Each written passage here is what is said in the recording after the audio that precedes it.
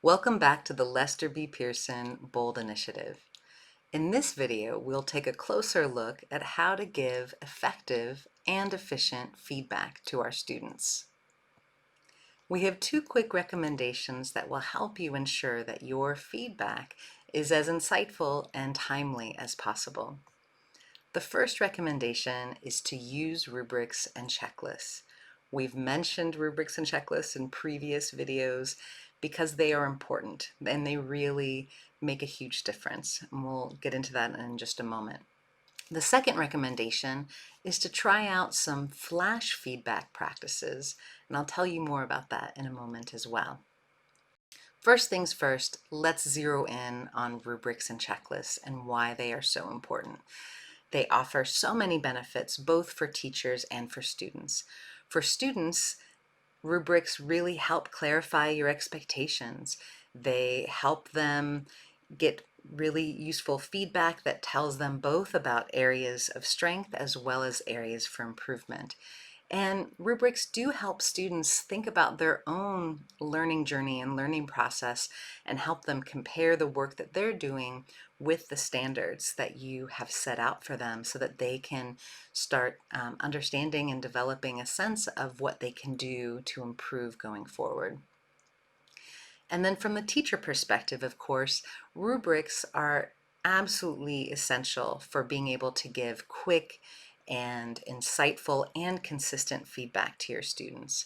They help you stay focused on the key concepts and standards that you have in mind, and they really help provide a framework for how students can go about improving the quality of their work in your classes.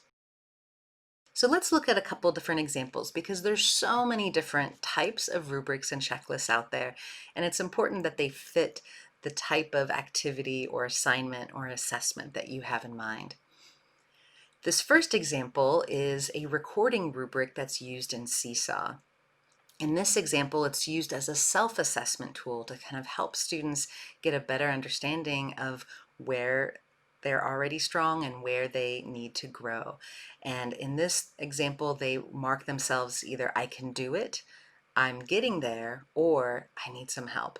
And in the rubric, as you can see, the criteria have to do with being able to speak with a clear voice, not reading like a robot, not speaking too slow or too fast, things like that. And so this is, I think, a really great example of a very simple rubric. It doesn't have to be more elaborate than this, but it's a great tool for students to use to understand their own kind of learning process.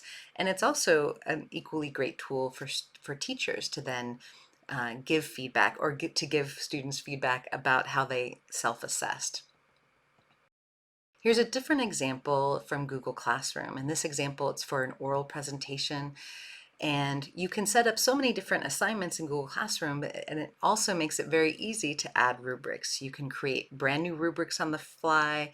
You can reuse rubrics from the past. You can also import in rubrics from Google Sheets.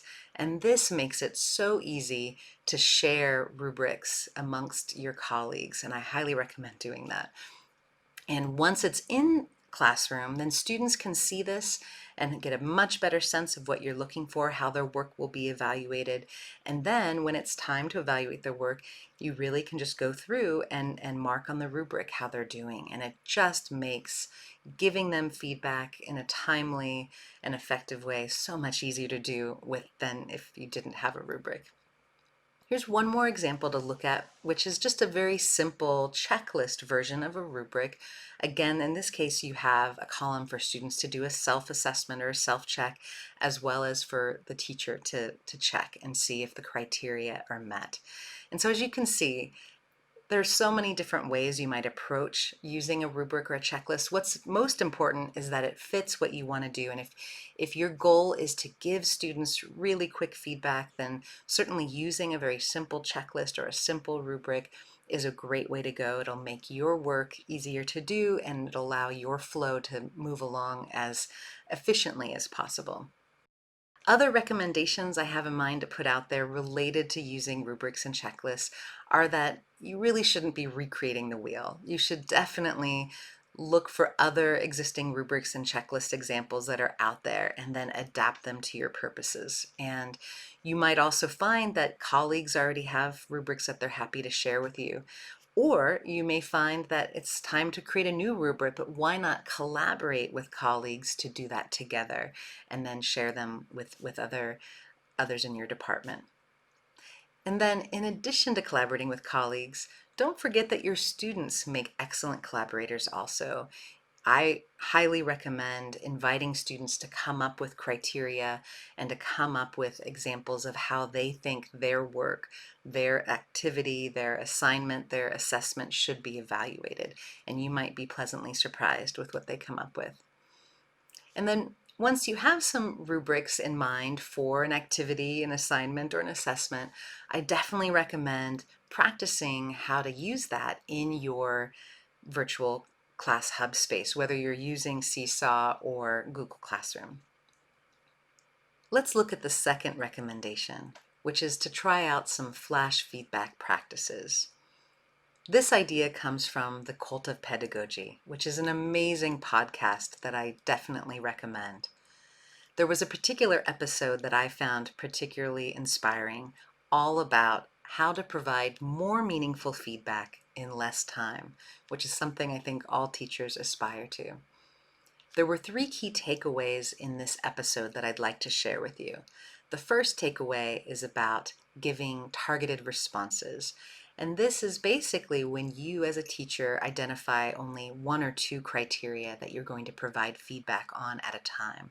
This allows you to be way more speedy in your turnaround time for giving students their feedback. And I think by zeroing in on just 1 or 2 criteria, this makes it easier for students to also take in and process the input that you're giving to them about their work and about their learning process. The second takeaway is to conduct micro-conferences. The idea here is to have students self-assess using a checklist or a rubric, and then to share their self-assessment with you prior to meeting briefly one-on-one. This could be done in person in the classroom, in Zoom, in Google Meet.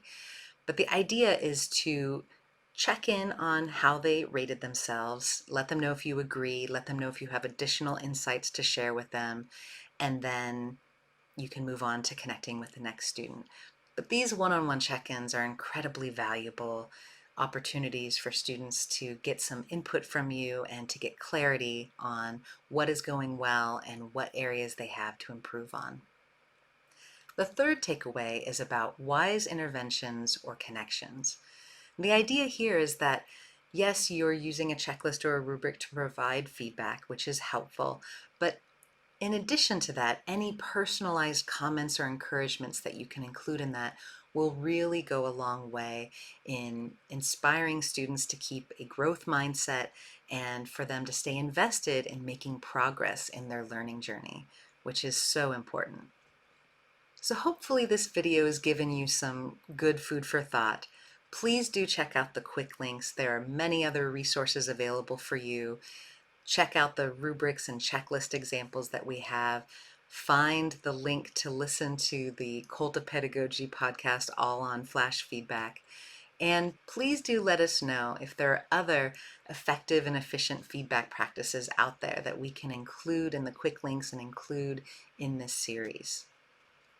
Many thanks for tuning in to this video. Please do check out the other topics in this series and enjoy.